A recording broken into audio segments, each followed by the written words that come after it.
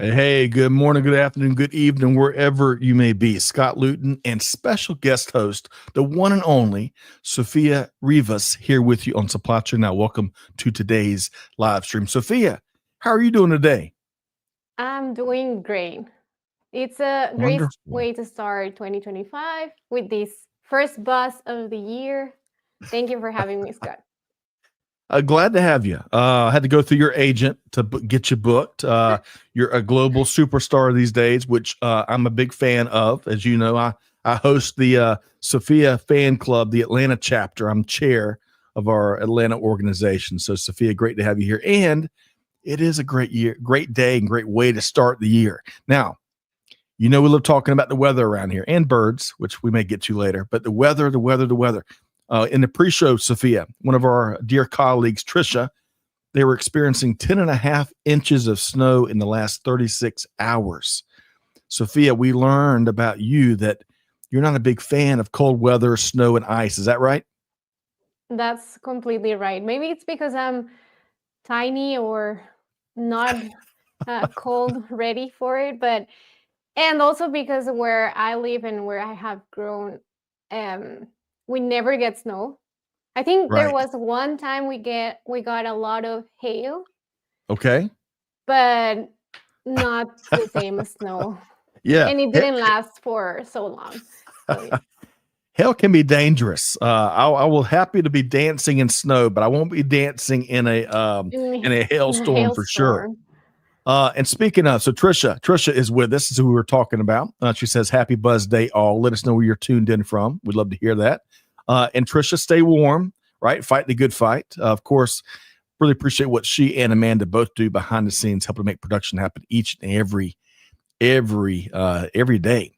And we ask, and they shall deliver. Timothy's tuned in via X from Nigeria. Timothy, great to see you here today, as well as Maria, who's tuned in from the Madrid area. I believe, Maria, is that right?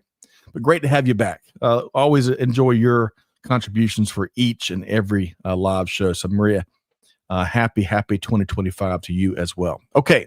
So today, folks, as you know, it's the Buzz. Every Monday at 12 noon Eastern Time, we discuss a variety of news and developments across global supply chain and business.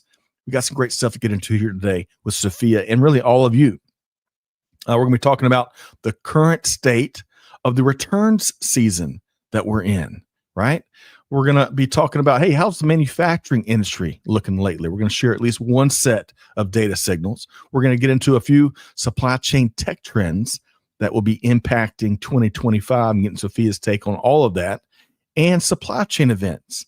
Some of our favorites, some of the places you can expect to meet me or Sofia at. And I can't wait to get some inside baseball from Sofia on some of the great shows she is going to be at. All that and much more, so stay tuned. Two things before we get going. Give us your take in the comments, just like Hamilton did. Happy New Year, everyone. All the best for 2025. Hamilton, great to have you here via LinkedIn. Maria Seems and others are chiming in. Maria is confirming Madrid, Spain. That's right. I knew Feliz that. Año Nuevo, Maria. And Yes, also that's right. today is King's Day or Okay. Dia de Reyes. So I think in Spain also in a lot of Latin American countries we are celebrating it, and we cut this special cake for today. So I'll be posting a picture of what it is, but Okay. yeah. Sofia, you really had me at cake. I Yeah. thought I might have been missing mine. So we'll have to take you up later after today's show, Sofia. But happy King's Day to everyone out there celebrating. And T Squared, one more shout out. T Squared says Happy New Year, Happy Epiphany, 12th night, the last day of That's right. Christmas. And bring on, as only T Squared can say, that New Year's supply chain management, nourishment, black eyed peas, rice, and oh man, y'all are really making me hungry now. But T Squared, always happy to have you. All right, and then also, folks, bring your take, share your perspective, your comments right there. We'd love to hear from you throughout. And if you enjoy the show today, we'd love for you to share it with your friend and your network. They'll be glad you did. Okay, full house here today, Sofia. Before we get started, though, let's share some resources. How's that sound? Sounds good. All right, so starting with that said, the first one of the new year. It's our almost weekly newsletter, and it's back for 2025. Look at that white, open, blank canvas, Sofia, because that's really, in my mind, that is what 2025 and any new year brings. It's waiting for us to throw some colors and our experiences and our journeys on there. So the first edition of the year But drop. is that really true for supply chain professionals? Because I think we already have our canvas full by the time of year. That's an excellent counterpoint. I should have thought more about that. But, thinking out loud, I think even for professionals, even in supply chain, there's at least a portion of their yearly open canvas that is blank for them to fill in what will make the new year unique. But that's a great call out. All right. So my favorite part of this edition was the reflections and projections that we gathered from friends across the SCN ecosystem, reflecting on 2024 and projecting on what we'll see in 2025. We had all that, plus resources like a visibility guide from our friends at Shipio and available warehouse space down there in El Paso and the DFW area that is rocking and rolling. Upcoming events and a whole bunch more. You can find that. We dropped a link right there in the chat. You can learn more about With That Said. And let us know what you think as you read through that. So, Sofia, going back to reflections and projections, whether it is a key learning from last year or one of your favorite parts of last year, or one thing that you're looking forward to in the new year, anything you want to share with us? Yeah, I think on a personal note, last year was a year in which I achieved several wishes and dreams that I wanted to do. Yep. I think, and I know we're going to talk about this later, but one of them, going to SAPEX in Cape Town, South Africa, was something that I never really thought could be achieved, and it was. And it was a great experience that I'll cherish forever. And yeah, I think on other notes, there are a lot of the landscape, especially for Latin America, is changing. And we're seeing new opportunities. We're also, some of them we're not fully getting on board with, but we know that they exist, and there are different trends, not only in, I would say, manufacturing and nearshoring, but also in technology and AI applications. And that's really exciting to see in Mexico, in Argentina, in Colombia, and in other countries. And yeah, I think those are some of the key things that I take from 2024. And looking forward to 2025, I'm hoping, or very looking forward with what we can achieve with Supply Chain Now en Español. Yes. There are great episodes coming up really soon. And one of them talking about AI infrastructure and the physical part of it and what's actually needed for you to ask ChatGPT if you can write an email or send a notification. But yeah, that's something that is gaining momentum, and we will be talking about that. Love it. Other topics such as burnout and imports and tariffs. Any cake episodes coming up, Sofia? We might have a cake episode, and I don't want to spoil it or talk about it before we have it wrapped. You got some surprises. Okay, some surprises this year. It's important to keep some things up your sleeve. So, Sofia, we can't wait. It's been awesome to see everything you've been doing. Of course, part of that, part of your journey with Supply Chain Now en Español. And I tell you what, when it comes to my reflection for 2024 and projection for 2025, I am so glad that the supply chain industry has a voice and an ambassador like you. And as you mentioned, Latin America, that there's a voice and ambassador that's amplifying the topics and issues and innovations and challenges that we all need to be talking about. So, Sofia, we cannot wait to see what is still up your sleeve when it comes to Supply Chain Now en Español. All right, folks, you can check out With That Said right there, easy link, and let us know what you think about our almost weekly newsletter. Okay, one more quick thing. Speaking of special events, I want to share a growing panel session that we are continuing to build. We got two rock and roll stars, just like Sofia right here. We're going to be talking about the state of freight 2025, what lies ahead on January 24th in this live stream. I'll be joined by Lee Klaskow and Brian Oxley, and we're working hard on adding a few other incredible panelists, really from around the globe, that we're working to confirm. But regardless, between Lee and Brian alone, we're going to be talking about key freight lessons learned from last year, as well as what we can all expect in the wide world of freight in the new year. So check it out. Join us. Bring your perspective.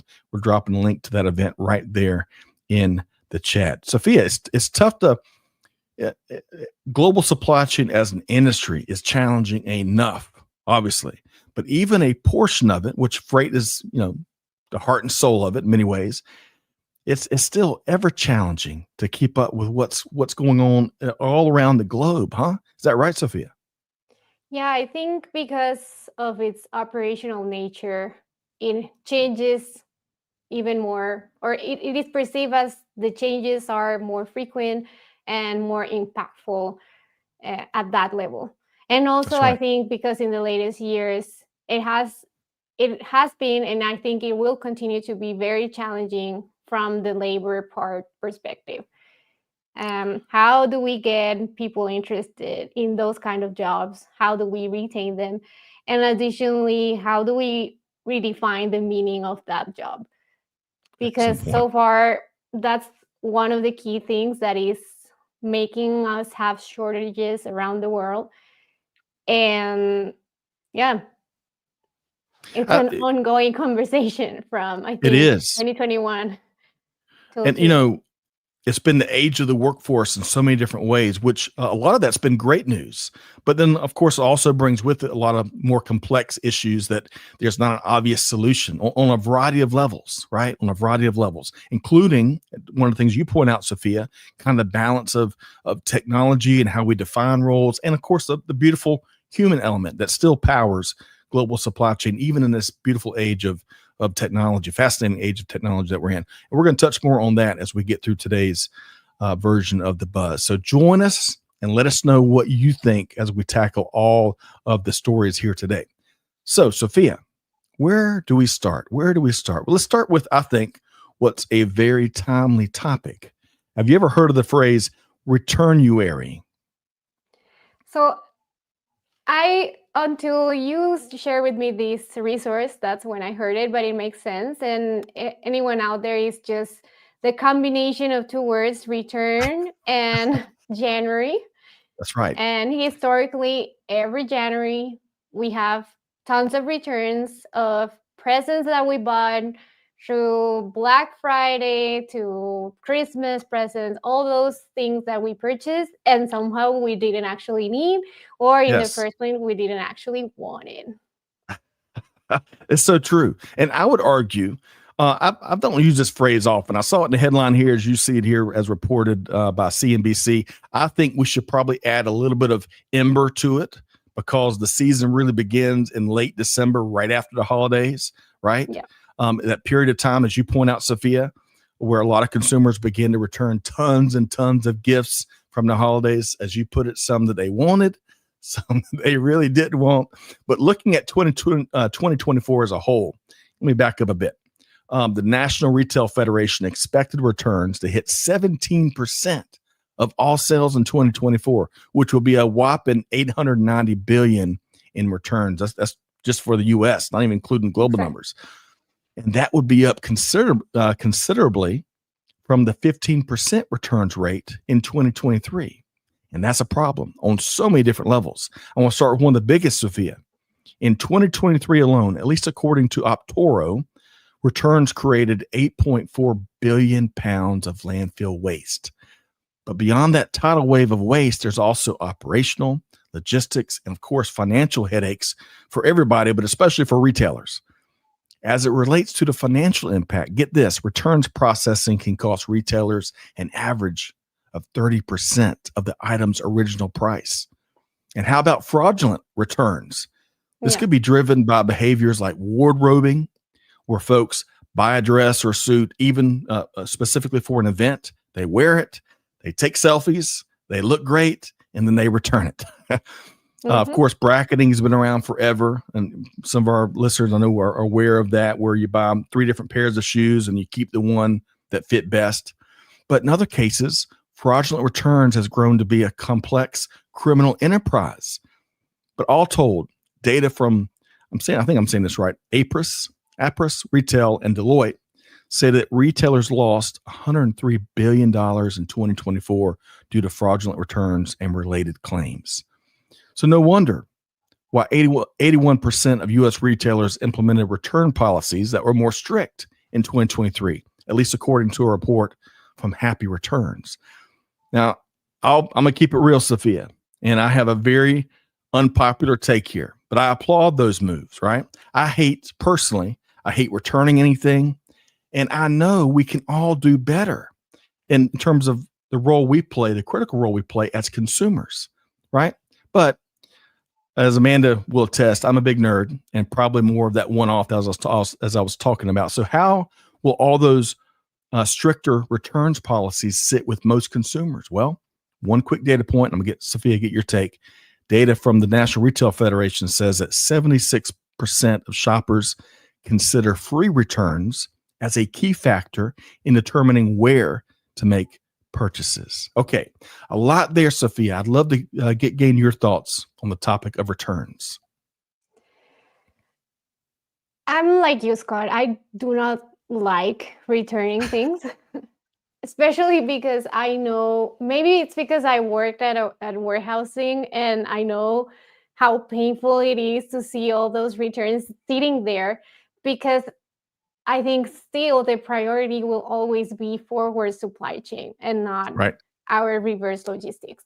So most of the companies will have their strengths in sending and delivering new orders to customers rather than managing and handling and getting the returns back to the shelves. So it's hard. So I think, and I remembered one of the buses editions long time ago with Tony Scariota, which I think he's still in the Reverse Logistics Association. Yep. So, but I remember him saying like, okay, there's like 3 possible ways in which you can deal with returns. One would be having stricter return policies. So from the moment of purchase, you start handling consumers' expectations and ability to return or not. Then you have another way to deal with it. You don't have strict policies, but you have strong reverse logistics capabilities. And this means manpower, training, and also more money invested in taking them in and returning it to your warehouse so that that inventory is available as soon as you get it. And then there's another thing in which you don't deal with them at all. And it's like keep it policy. So whenever you purchase something and then you don't want it, many companies have opted for do not even return it or think about returning it. You just keep it and it's for you to have. Right. And I think in all of these 3 options, you still have issues of products ending in the landfill and waste management. You still have issues of losing money because you lose money because I think one of the things said a lot for restricting return policies is if you do that, you will lose clients, right? Right. They wouldn't want to buy again, or they won't be loyal to you or whatever. But I think like we need more data to it. We need a higher deep level sensitivity analysis of how much we lose whenever we get more strict in our return policies, or whenever we get more flexible, or whenever we say you just keep it. And this is something that we haven't measured enough for us to actually make better decisions around it. Well said, Sofia, on a variety of different levels. I like how you started with your experience in the warehousing sector, where you saw from an operational and just logistics standpoint the burden it creates on global supply chain. And to that end, that's why I think it needs more awareness, right? As Tony Sciarrotta, who you mentioned, great friend of the show, doing great things with the Reverse Logistics Association. He's always called it the dark side of global supply chain, just because no one is aware of it. And it's a massive, massive problem that so many folks are still learning about. In fact, I know you know, Sofia, our mutual friend, Kevin Lawton, right? Mm-hmm. The New Warehouse. Check out the podcast, folks. And his shirts that he's selling called Warehousing is He has Sexy, I great think. merch. Great So merch. check out Kevin. But anyway, I caught up with Kevin in December, right? Mm-hmm. First time I talked to him in a long time. And he was telling me about some of the classes he teaches as a adjunct professor, I believe, and how one of the biggest eureka moments he had, Sofia, was when he was explaining the returns world to one of his classes. And he talked about how they were all just blown away of what, in what I heard there, how they didn't understand the impact of all the returns, right? And I think that is so telling. But one last thing, and we got a couple of resources we're going to share. One of the dangers, it's already a huge challenge, but I think one of the force multipliers that, again, could make it even worse is the criminal element. And I'm talking about highly complex, highly orchestrated criminal enterprise that's found a tremendous opportunity to make money by taking advantage of very lax, consumer-friendly returns policies. And that's a problem we're all going to have to tackle. And I think all right. They take advantage of it because it takes just too long for the business to even notice that it was a fraudulent return. That's right. So I don't know what the average time is for returns sitting in the warehouse before it gets processed, but in some places it goes for even longer than 2 months. Yeah, you're right. All right, so Sofia, we need to have the whole return show. We'll have to revisit, bring Tony back, because it's fascinating. And again, I love amplifying the returns management and reverse logistics world, because I believe more consumers and supply chain professionals have got to be aware of this critical space, and especially for consumers, the responsibilities, whether they're aware of it or not, conscious of it or not, they have their role to play. So 2 great resources. I'm going to call it 3. Because, folks, if you're new to the returns game, this is a great read from our friends at CNBC. So start there, perhaps. But then I mentioned, maybe I didn't mention, but I had a great interview with David Monorin with Narvar, and they produced their 2024 State of Returns report for the 8th year in a row. And it is. It was fascinating. A lot of data that you're calling out earlier, Sofia. Folks, check that out. We're dropping that in the comments. And that's for U.S. only, or? That is an excellent point. We'll get back to you all with this we'll get back. Yeah, it's an excellent point. Also, Sofia already called this out. Folks, you got to check out our friend Tony Sciarrotta and the Reverse Logistics Association, rla.org. We're dropping a link right there. I think they're big.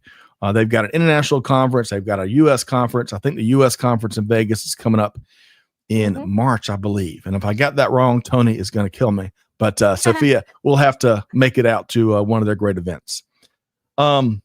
Okay, man, we're just getting started. We got a lot more good stuff to get to. Let's switch over. And folks, before I switch over, we try to make it really easy. We'll drop all the links in the comments so that you don't have to go Googling. You can check out that Narvar interview. You can check out that report I also mentioned, and the Reverse Logistics Association, all right there in the comments. But Sofia, let's talk manufacturing. Second story here. I want to share a key set of data points from December. So as reported by Supply Chain Dive, the manufacturing industry is looking up. According to December 2024 data released as part of the Institute for Supply Management's Purchasing Managers Index. Folks, you know this. We cover this almost every month, AKA it's known as the PMI many places. The PMI hit 49.3% in December. Now, while that is still below the 50-point threshold that implies growth, is still almost a full point better than the PMI in the previous month. Better yet, data points for both new orders and production activity were both over the 50-point threshold, indicating growth in those areas. And several specific manufacturing sectors reported growth in December, including electrical equipment and paper products and several others. It shouldn't surprise any of our audience members, the smartest audience in all the world, about the electrical equipment sector. That has been going bonkers for a long time. And if you doubt it, try to get a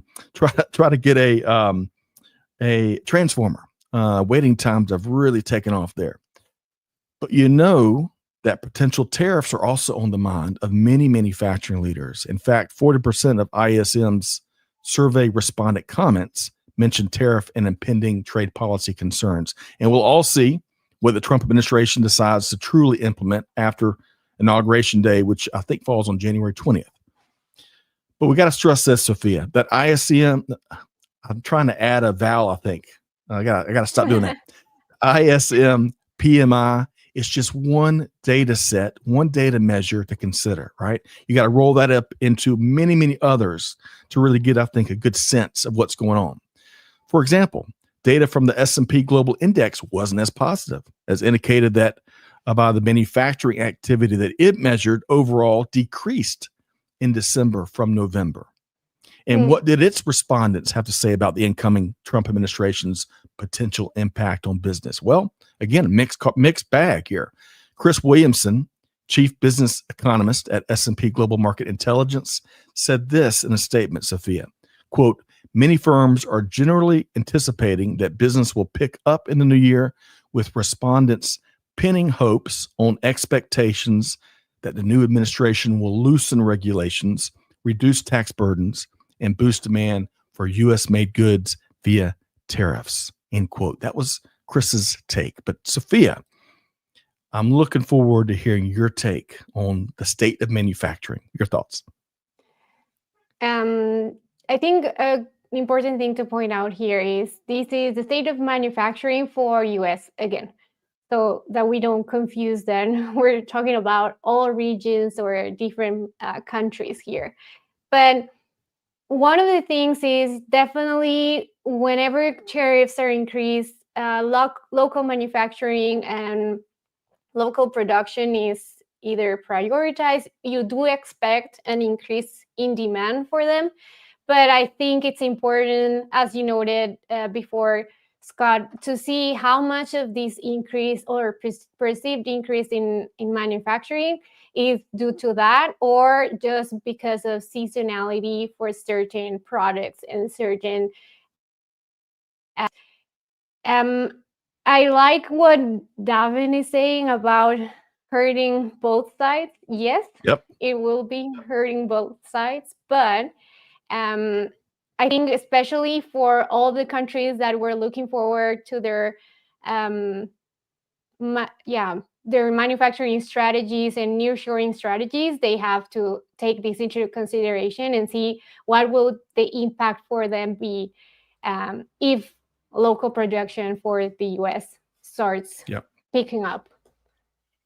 The butterfly, to your point, the butterfly effect that will be global is a big one. You know, we know it's a living and breathing ecosystem, right? One action over here, especially if we are to believe that the incoming administration is going to act to the extent of what some of the hot air has been.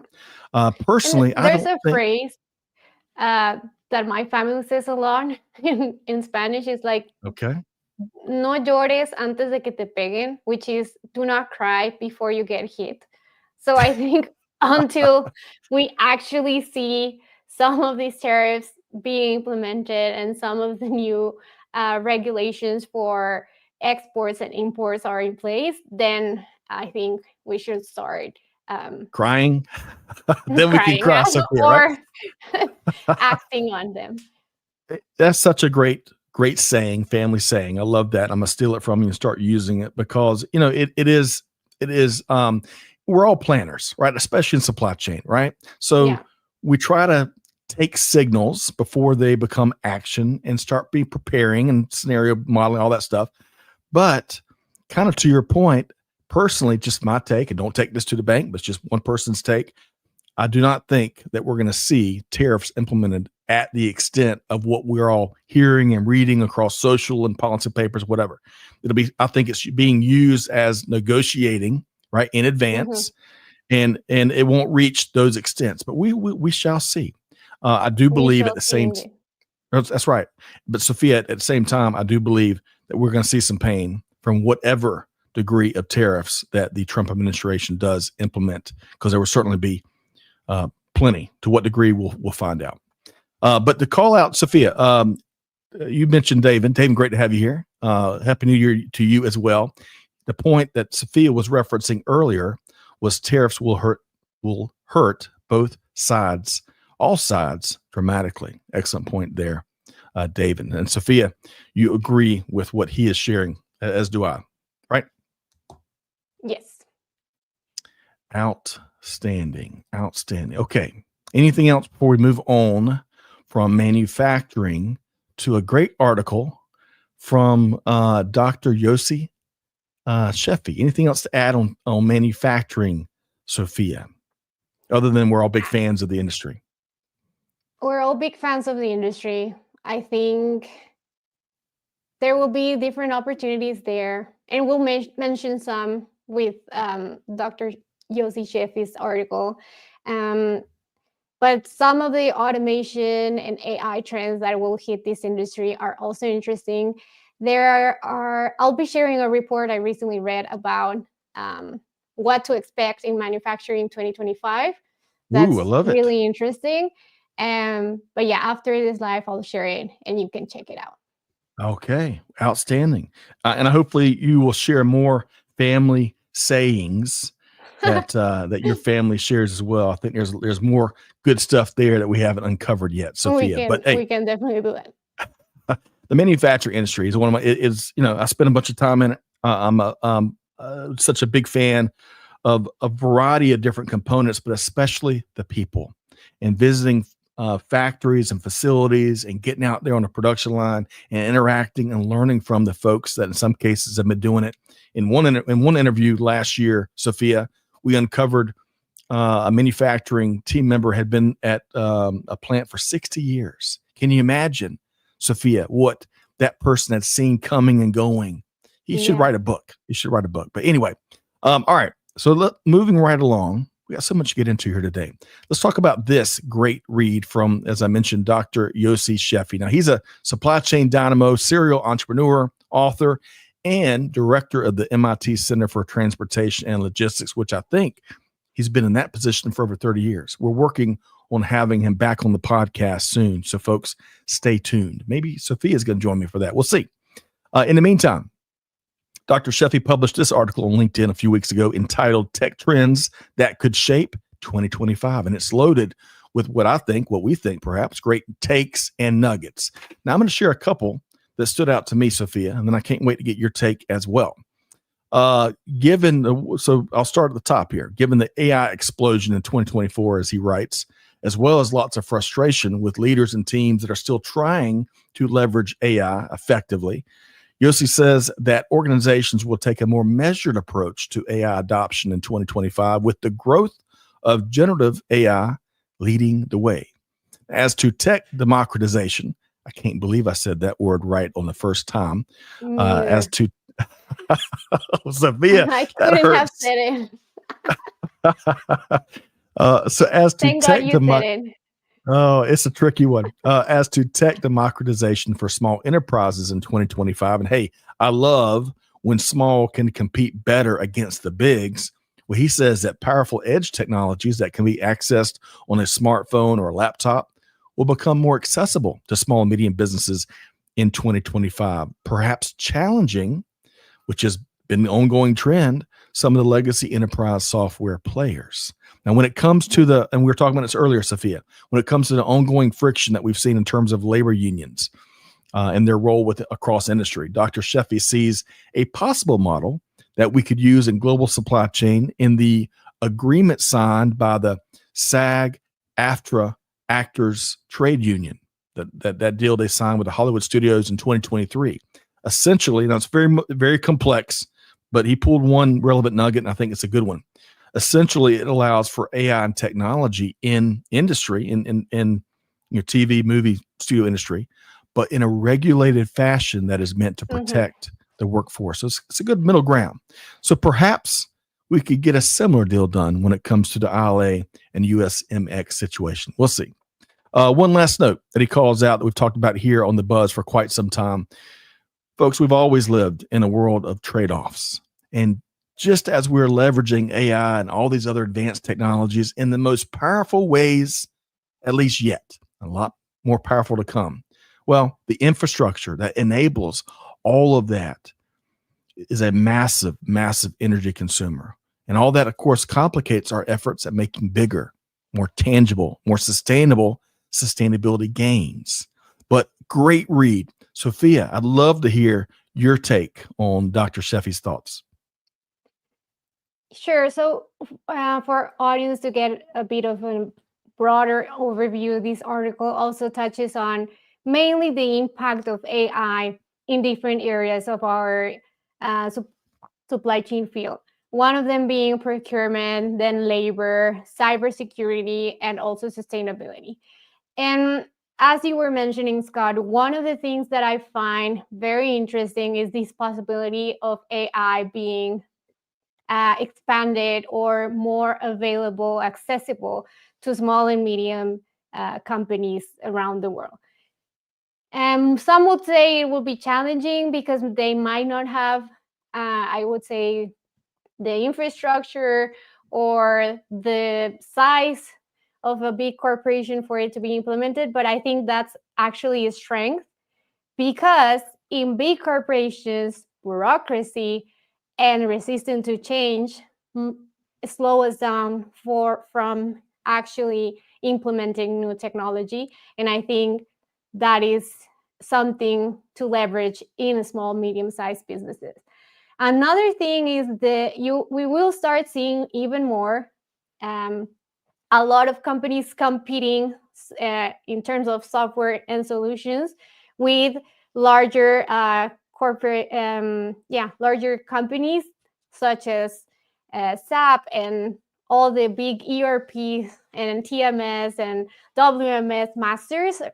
And these will get us a broader spectrum of opportunities and solutions to choose from, which I think in the past we didn't have this flexibility.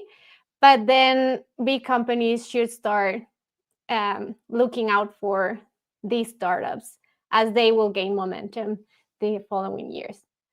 And lastly, one thing that I want to highlight from AI might help us to achieve our sustainability goals by guiding us data-wise. But another side of AI, and I was talking about this earlier, is the physical infrastructure needed and the energy needed for us to power AI and these language models that we are using to solve day-to-day questions. And there are different articles talking about water usage, how much water is needed to actually solve one of your prompts in ChatGPT, and the amount of space required, and many people that are looking into finding the spots in where to build these big data centers that we will need for it. So on one hand, it could help us achieve our sustainability goals. In another hand, it might not help us and actually impact us negatively in our emissions and impacting the environment. Excellent points, Sofia. And I would just add on that energy, which is such an important one for us to all be more aware of, is I am, Helen Yu. You may know Helen Yu as well, Sofia. She's doing great work out there in supply chain and technology. Yeah. That's right. In fact, I think I've got her book right behind me here somewhere. One of her predictions for 2025 is we're going to see a nuclear powered, the rise of nuclear powered data centers. And you know what? she might have had her tongue kind of planted in her cheek as she kind of predicted that. But also, there's a serious take from her there and across industry when it comes to nuclear power.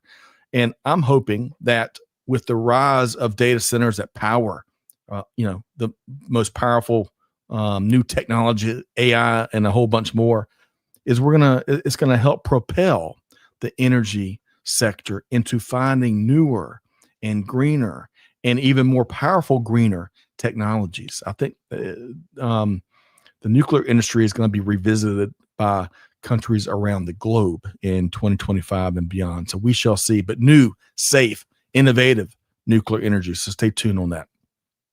Okay. So folks, we were just talking about this article here. Check it out. Tech trends that could shape 2025. We included the link right there in the chat. Let us know your take as you do. And I want to call out, hey, Joey David Berry. Thanks for doing what you do. Do not always attend, but enjoy when I do. Joey, appreciate that feedback and looking forward to your perspective throughout the rest of today's show. Appreciate you being here. Okay, Sofia, we're going to have a fast and furious finish because we're going to be talking about the in-person event is back. It is back for so many organizations, right? Especially those that do it well.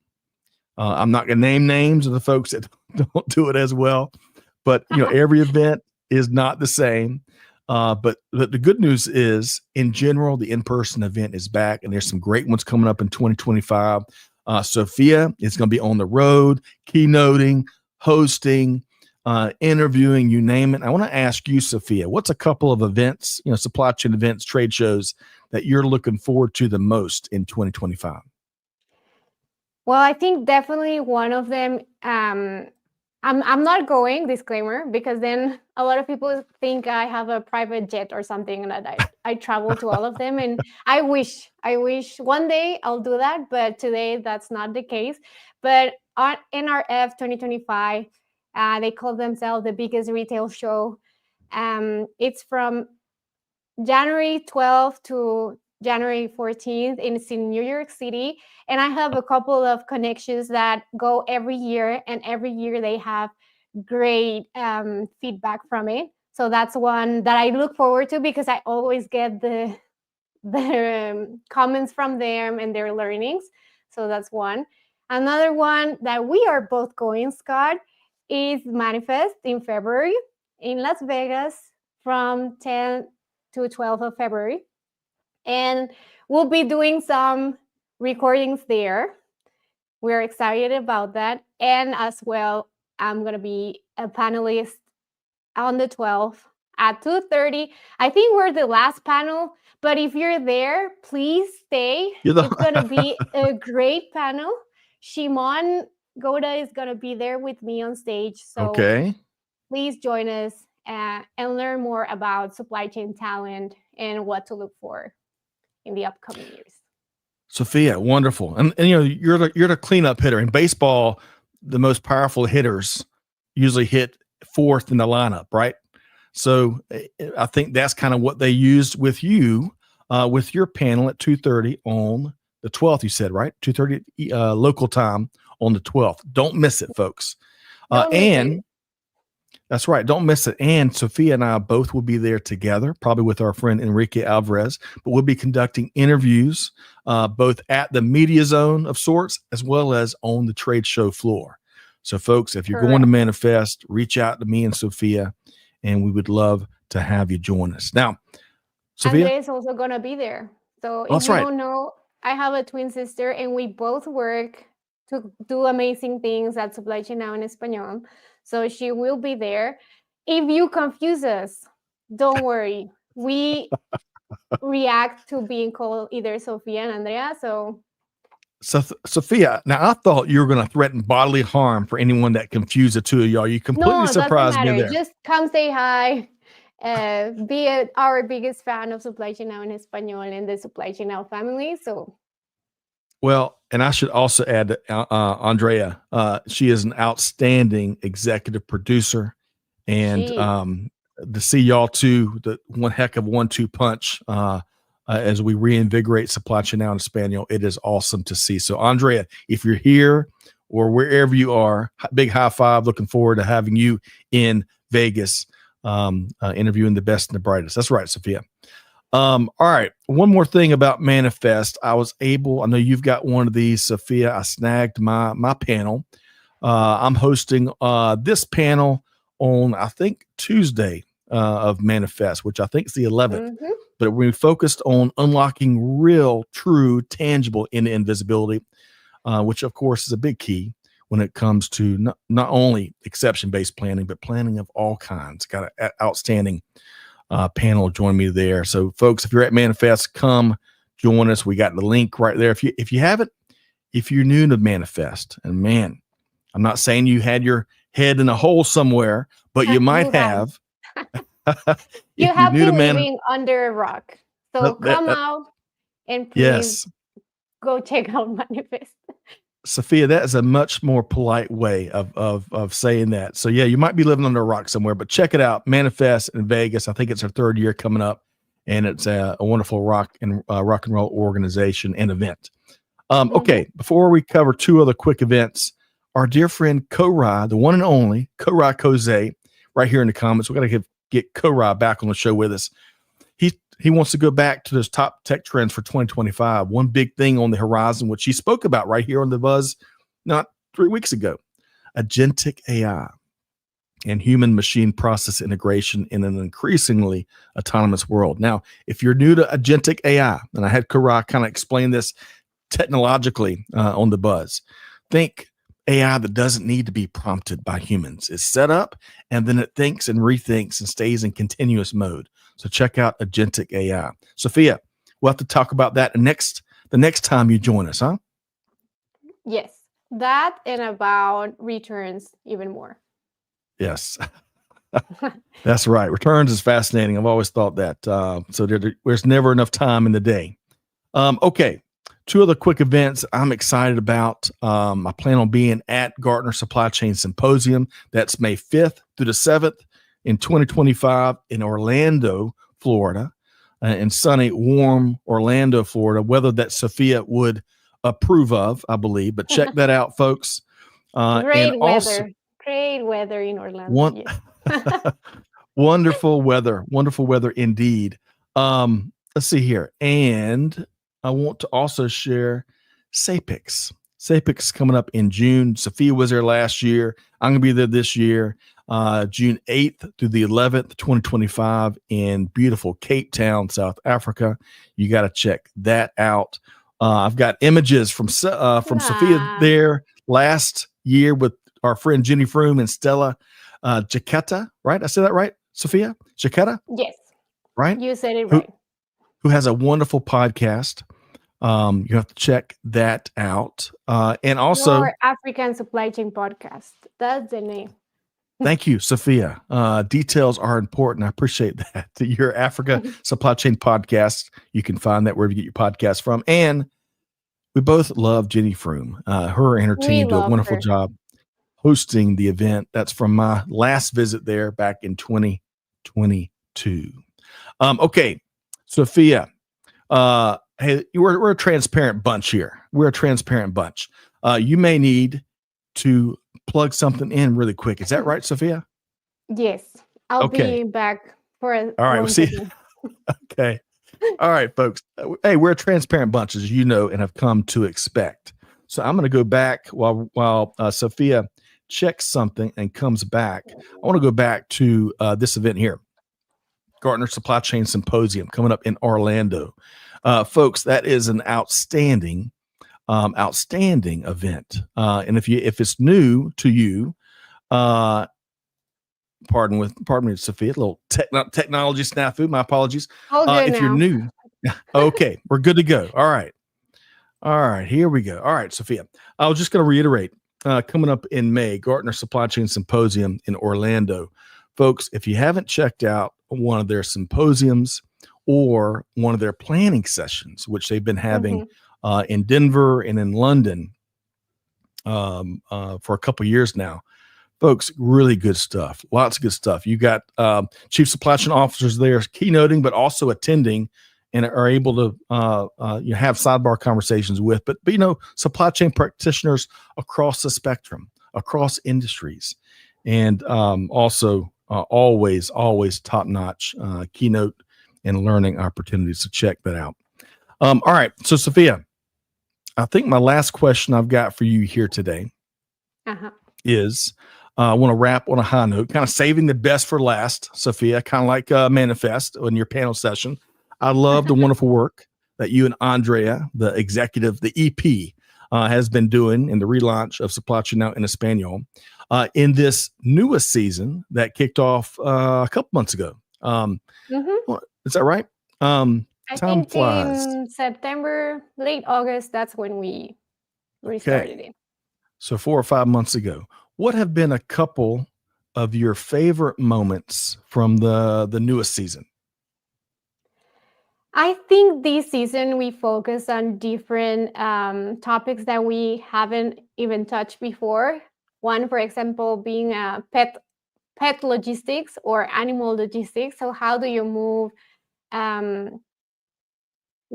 life from one place to another? And it's precious cargo that we sometimes do not even know what it takes to actually do these kind of movements. And we also touch on, obviously, AI, but from the Latin American perspective, that is something that we don't also hear often. And I think from our public, one of the favorite episodes has been the last one about beer manufacturing and distribution.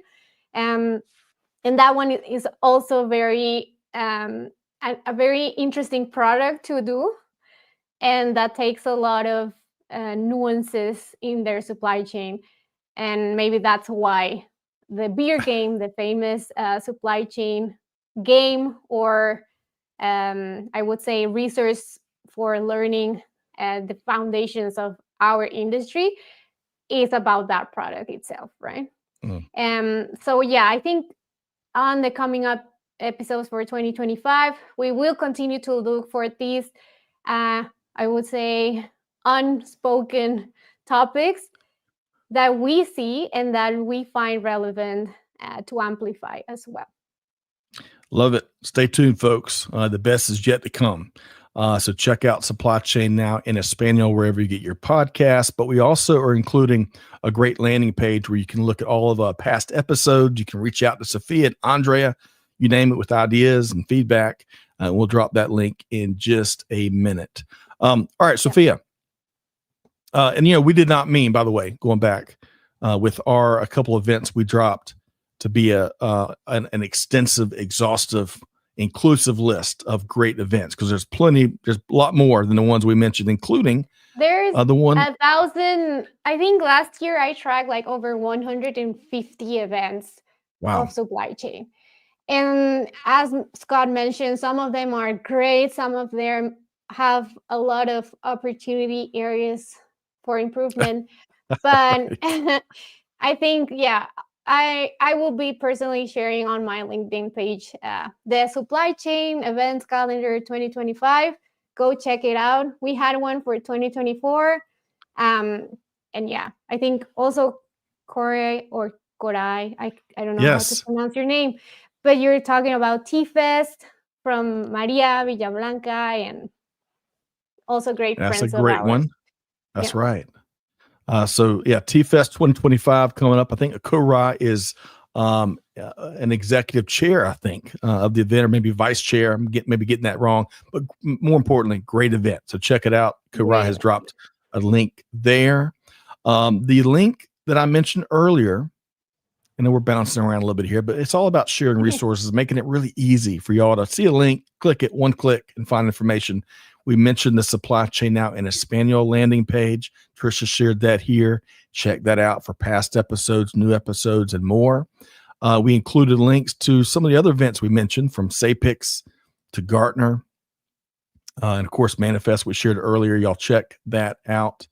And finally, find and subscribe to Supply Chain Now via this link wherever you get your podcast. You can also find newsletters and other resources there via that link. So big thanks again to Amanda and Trisha that make everything happen behind the scenes. Okay, so Sofia, My final question to you, really appreciate you carving some time out to be with us here today. If folks want to reach out, whether they have a show idea, maybe they want to talk about those beer episodes, which is one of the most important aspects of global supply chain that keeps things running and fueled up moving forward. Or maybe they're a big fan of yours and want to share some positive feedback. How can folks, or maybe they want to invite you in to be a keynote or Mhm. host an event or whatever. How can folks connect with you, Sofia? Okay, so you can reach out directly to me via LinkedIn. You can also follow Supply Chain Now in Espanol page on LinkedIn as well and send us a message. And if you want to somehow collaborate with us, and I was looking for that link and now I have it, you can please fill out this form that we will be sharing. Trisha will help us with that, I hope. And I think so. this form is for us to get to know you better, to get to know who you are, what do you want to achieve with us, and how we can collaborate in the best way possible.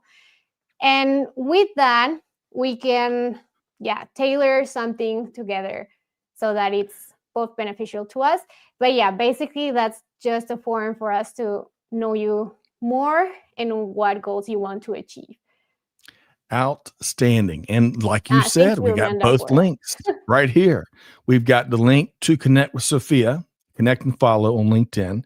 And of course, we've got the other form that she mentioned so they can get to know you a little better, which we dropped right here. So check that out Now, as again, well. everything's on Spanish in this As it should be, program. right? Yeah. But if you have an idea in English, it doesn't matter. We can figure it out. But yeah, if you want to fill out the form, it's in Spanish. So maybe if you have a friend or a colleague that speaks fluently Spanish, then they can help you out with that as well. Undoubtedly. And Google can too, as I've leaned Google heavily on. can, ChatGPT And can. that's right. And the episodes have English subtitles too. So if you can't follow along the Spanish language, you can check out the subtitles and follow right along really easily. So folks, check that out. Okay. Sofia Rivas Herrera, the dynamo, the ambassador, the voice, and a whole bunch more. Really appreciate what you're doing as CEO of Supply Chain Now in Espanol. You and Andrea, quite the 1-2 punch. Thanks so much for being here with us today. Thank you so much for having me. I always enjoy the bus. I hope next time Kim joins us as well. We miss her. Shout out to Kim. And thanks also Amanda and Trisha for all your behind the scenes work. No doubt. And yeah, Kim Reuter had travel intervene today. So thank you for mentioning that, Sofia. We did miss her, but we'll get a rain check from Kim. We're big fans of the great perspective she shares regularly here as well. So safe travels to you out there, Kim. Folks, as I wrap, big thanks to Sofia. Big thanks to all of y'all that showed up here today. We couldn't hit everybody's comment and question, contribution, but man, we had some great ones here today. And I would just urge you, that phrase that Sofia shared with us, and I'm going to paraphrase it in English, but don't cry until you do get hit. There's a lot of wisdom that is universal in that type of mindset, right? Until something becomes fruition in reality, let's try not to worry about it, right? There's so much in this journey of ours that can create anxiety and stress and burnout and more. But until things are real, let's deal with it then in so many different ways. It doesn't mean not to plan, all this other stuff, but I love that. Don't cry until you get hit. Then you can cry all you want. But folks, kidding aside, thanks for being here. As I wrap here today, Scott Luton, challenging you in this beautiful new year, this white open canvas, no matter what, Sofia, a little bit or a lot in terms of how open your canvas is. But whatever you do, hey, be the change, do good, give forward, be the change that's needed. And we'll see you next time right back here at Supply Chain Now. Thanks, everybody.